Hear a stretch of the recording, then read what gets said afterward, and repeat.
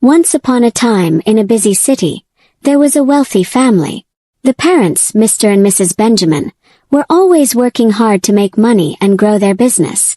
They lived in a big house and had everything they could ever want, except time for their only child, a little boy named Oliver. Oliver was only 8 years old, but he often felt very lonely. His parents were never around to play with him or listen to his stories. Oliver's parents loved him, but they were so focused on work that they didn't notice how sad he had become. Every morning they rushed off to their offices, leaving Oliver with the house help. They had a routine of dropping him off at his grandmother's house whenever they had long trips or very busy work schedules. But Oliver dreaded going to his grandmother's place. His grandmother, Mrs. James, lived alone in a beautiful house at the edge of town. She was a tall, elegant woman with silver hair and always wore the finest clothes. She had been single for over 30 years after her husband passed away. Even though she seemed friendly and caring to everyone else, Oliver knew that there was something different about her, something that made him uncomfortable. Every time Oliver's parents told him he would be staying with Grandma James, his heart sank. "But I don't want to go," he would tell them. "Can't I stay here with the house help?" But his parents would always say the same thing. "Your grandma loves you. You should be happy to stay with her. We'll be back before you know it." So off Oliver went, feeling helpless. At first, his grandmother welcomed him with open arms, cooking him nice meals and buying him toys. But as soon as the sun set and the house became quiet, her kind smile disappeared. She began treating Oliver differently, in ways that made him feel uneasy and scared. He didn't know how to explain it, but something was very wrong. She would hold him too close, kiss him on the lips and caress his back, and sometimes do more things that made him want to cry. The boy didn't know how to tell his parents about it. Whenever they came to pick him up after their long trips, they were too tired to listen to him. "I don't like staying at Grandma's house," he tried to say once, but they brushed him off. "Oliver, we're doing this for you. We're working so you can have a good life. Now be a good boy." Oliver knew his parents loved him, but they never had time to hear him out.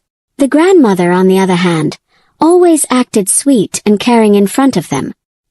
"He's such a joy to have around," she would say, smiling brightly.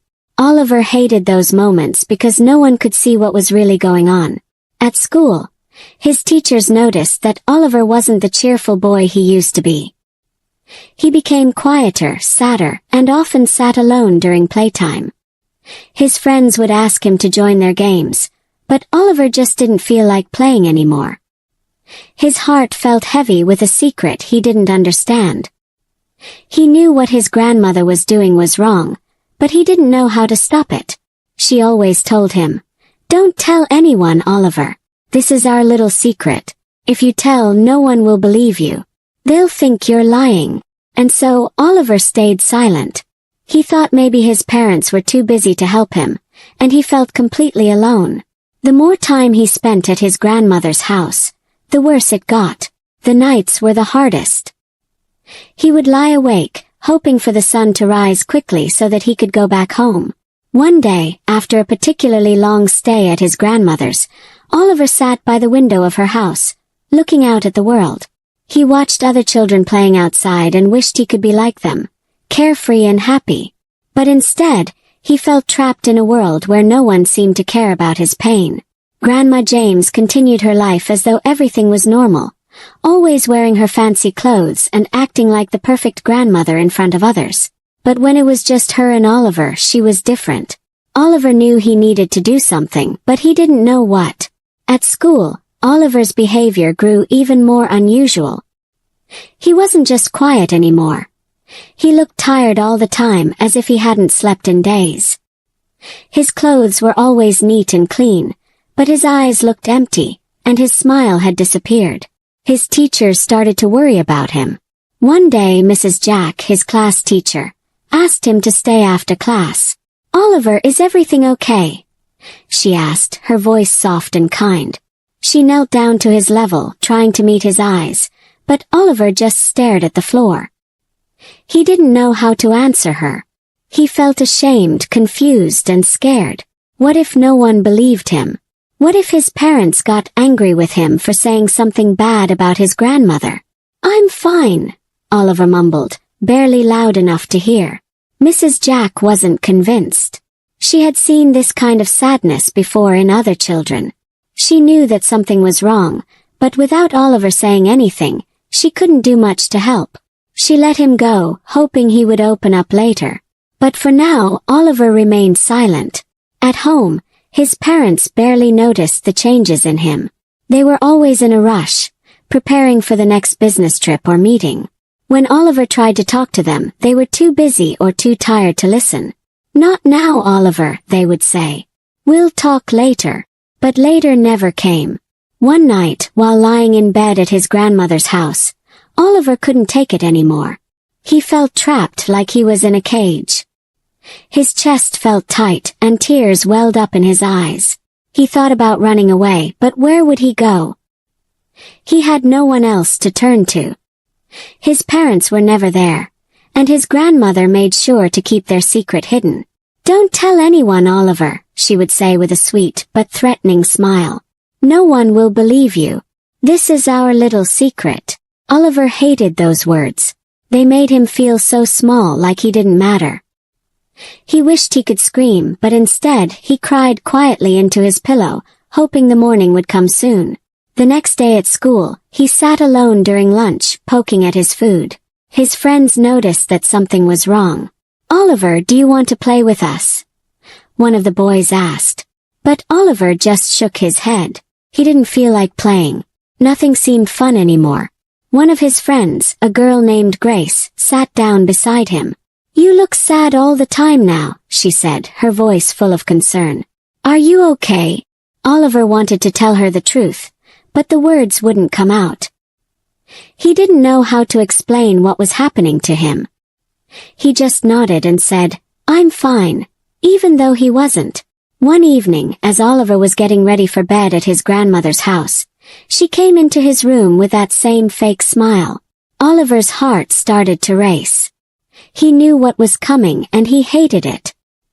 His body felt heavy with fear, but he didn't know how to stop her. He felt powerless, like no one in the world could help him. "Be a good boy, Oliver," his grandmother whispered as she sat on the edge of his bed. "Remember, this is our secret. Now lie down on the bed and take off your pants." Oliver's heart beat fast. His grandma was going the extra mile this time. Usually she kisses and caresses, now he wants him to lie naked on the bed. Oliver swallowed his breath and said, "Grandma, please Grandma, I do want to. I don't like it." Then his grandma replied harshly, "Get on the bed now and take off your pants or else I will deal with you." Oliver, crying, got on the bed and started crying, but his grandma didn't care. When she was done with him, she threatened, "If you tell anyone, they will never believe you, so make sure you keep quiet." Then she left. Oliver felt trapped. He wished he could disappear, run away, or just wake up from this nightmare. But instead, he closed his eyes, hoping that it would all be over soon. As the days went by, Oliver became more and more withdrawn. He hardly spoke to anyone at school, and even his teacher, Mrs. Jack, noticed that he was getting worse. She wanted to help, but Oliver never told her what was wrong. One afternoon, during recess, Mrs. Jack watched Oliver from a distance. He wasn't playing with the other kids like he used to. Instead, he sat alone, staring at the ground. She knew that something had to be done, but without any proof or a confession from Oliver, it was difficult to act. Oliver, meanwhile, felt like he was sinking deeper into darkness. His grandmother's words echoed in his mind every night. "This is our little secret." He didn't want it to be a secret anymore, but he was too afraid to speak up. What if no one believed him? What if his parents blamed him for causing trouble? He tried to drop hints to his parents, saying things like, "I don't want to go to Grandma's house anymore," but they didn't take him seriously. "Grandma loves you," they would say. "You should be grateful to have her in your life." Oliver's heart ached with the weight of the secret he was carrying. It felt like he was carrying a heavy load that no one else could see. He didn't know how much longer he could keep it inside. Every night was filled with fear and sadness, and every morning, he woke up feeling even more alone. But things were about to change. Soon, Oliver would find a way to tell the truth, and when he did, everything would finally start to unravel.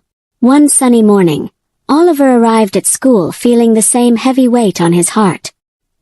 He had grown used to the sadness, to the feeling of being trapped in a world where no one could see or hear him. His nights at his grandmother's house were filled with fear, and his days were filled with silence. He had stopped trying to tell his parents how much he hated going to Grandma James's house because they never listened. But on this day something was different. As Oliver walked into his classroom, he noticed a new person standing at the front of the room. It was a tall woman with a kind smile, dressed in bright, colorful clothes. She looked calm and friendly, and the other children were whispering excitedly about her. "Who's she?" Oliver asked one of his classmates.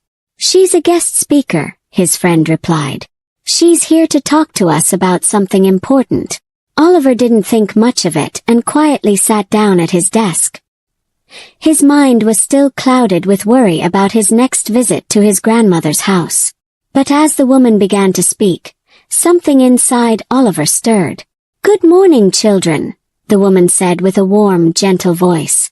"My name is Mrs. Ada, and I'm here to talk to you about something very important, your safety. You see, every child has the right to feel safe and happy. No one, not even someone in your family, should make you feel uncomfortable or scared." Oliver looked up at her, his heart beating faster. She continued speaking, explaining things in a way that was easy to understand.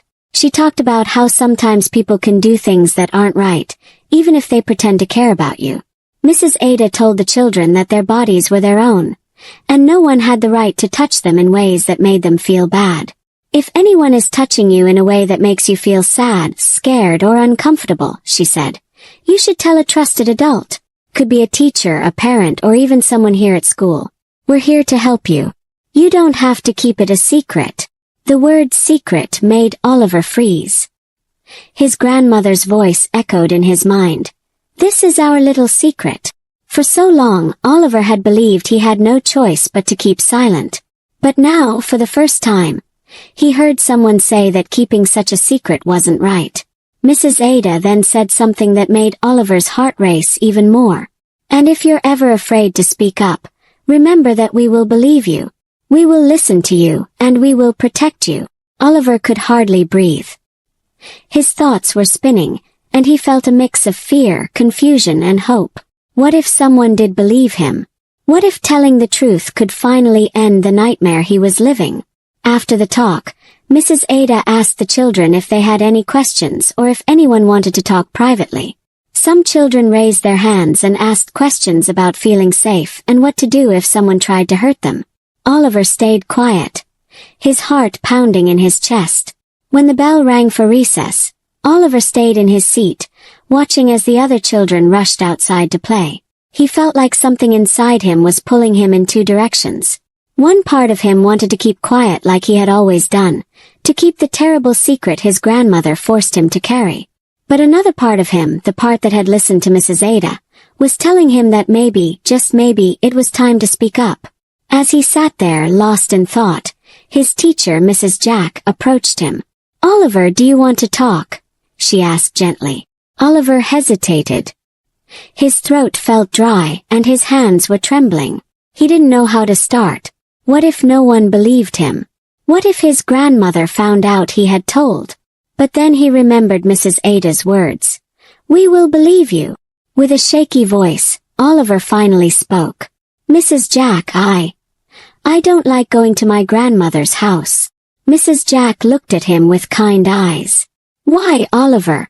Is there something happening that's making you feel scared or uncomfortable?" Oliver's eyes filled with tears.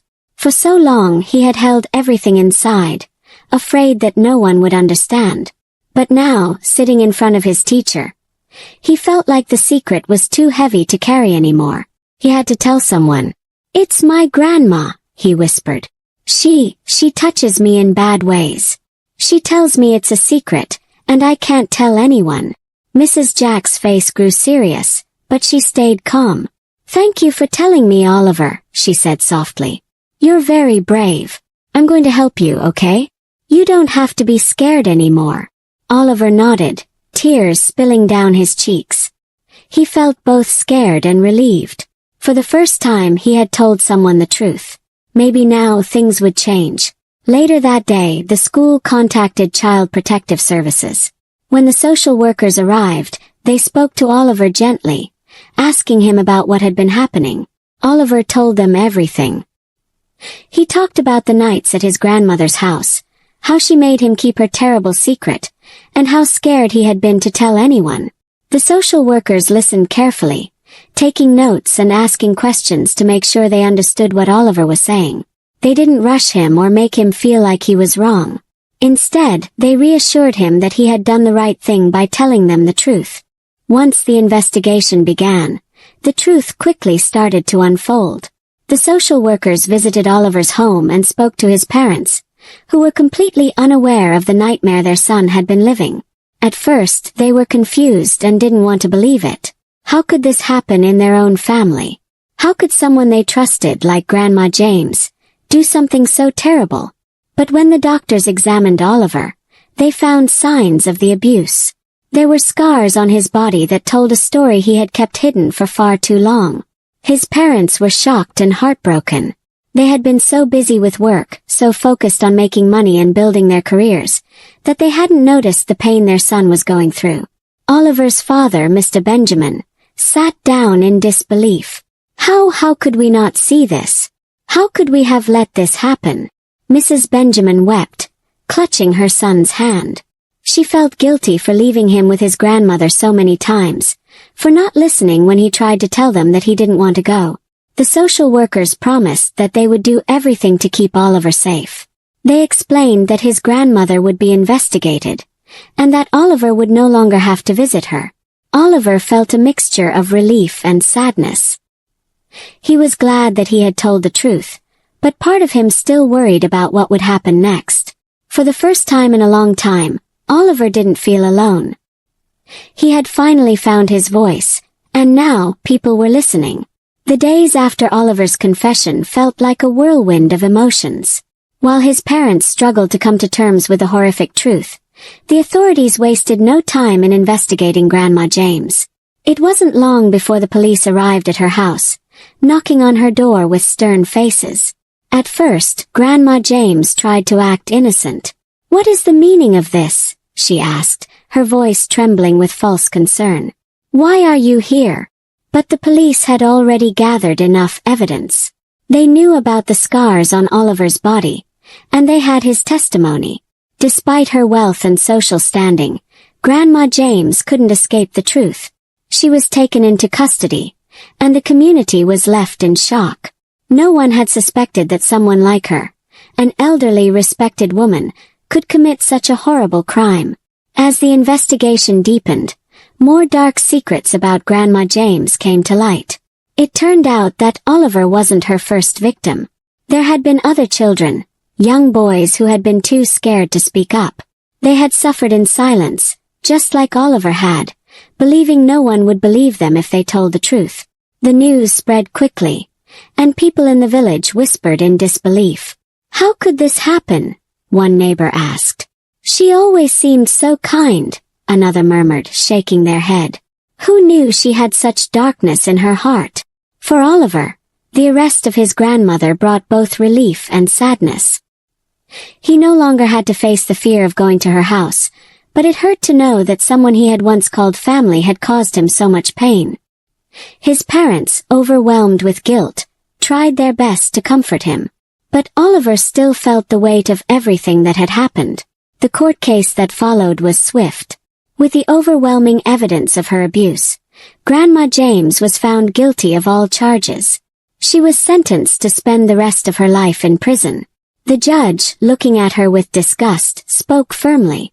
"You have caused unspeakable harm to innocent children," the judge said. "Your actions were cruel and unforgivable. For that, you will spend the remainder of your days behind bars." As the gavel struck, sealing her fate, Oliver's parents sat in the courtroom, holding their son close. They had failed to protect him, and now they had to live with the consequences of their neglect. The guilt weighed heavily on them, especially for Mr. Benjamin. He remembered all the times Oliver had tried to tell them he didn't want to go to Grandma's house, and how they had brushed it off as nothing important. After the trial, the social workers sat down with Oliver's parents to discuss his future. Given their past neglect, the authorities were concerned about Oliver's well-being. The fact that they had been too focused on their careers to notice the signs of abuse troubled them deeply. "We understand that you love your son," one of the social workers said gently, "but we have to make sure that he is in a safe and supportive environment. Right now, it's clear that you've been too busy with work to give him the attention he needs." Oliver's mother, Mrs. Benjamin, began to cry. "We didn't mean for this to happen," she sobbed. "We love our son. We thought we were doing what was best for him by providing a good life. But you weren't there when he needed you the most," the social worker replied softly. "And because of that, Oliver has suffered terribly." In the end, the judge ruled that Oliver would be placed in the care of a loving foster family. His parents, though devastated, had to accept the decision. They had been given a chance to protect him, but their neglect had allowed the abuse to go on for years.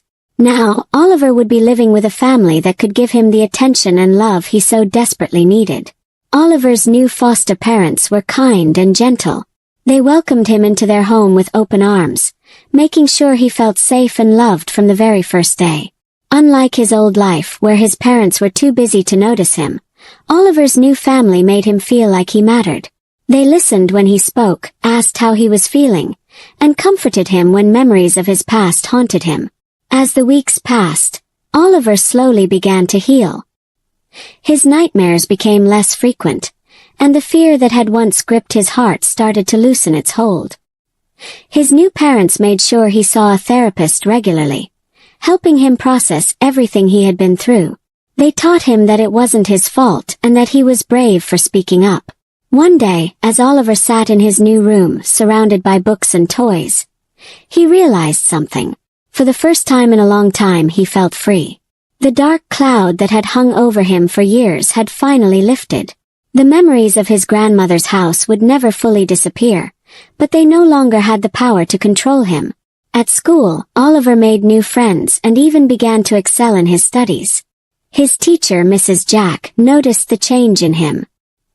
He smiled more, laughed more, and seemed like a different boy from the quiet, withdrawn child she had once known. "You've grown so much, Oliver," she said one day after class. "I'm so proud of you." Oliver smiled shyly. "Thank you, Mrs. Jack. I'm just happy now." As the months passed, Oliver's parents visited him regularly. Though they were no longer his primary caregivers, they had learned from their mistakes. Each time they saw him, they promised to do better, to always listen, and to never let work come before their son again. In the end, Oliver's story served as a powerful reminder to the community.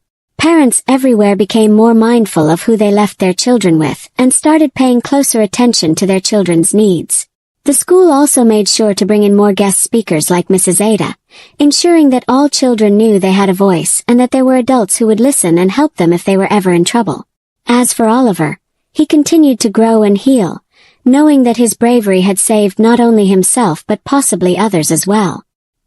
He had found his voice, and through that, he had found his freedom. Hope you found this story interesting. If you did, kindly leave a comment. Shout out to Anita from Zimbabwe for engaging on my content. If you want a shout out, let me know in the comments. Till we meet again, besties.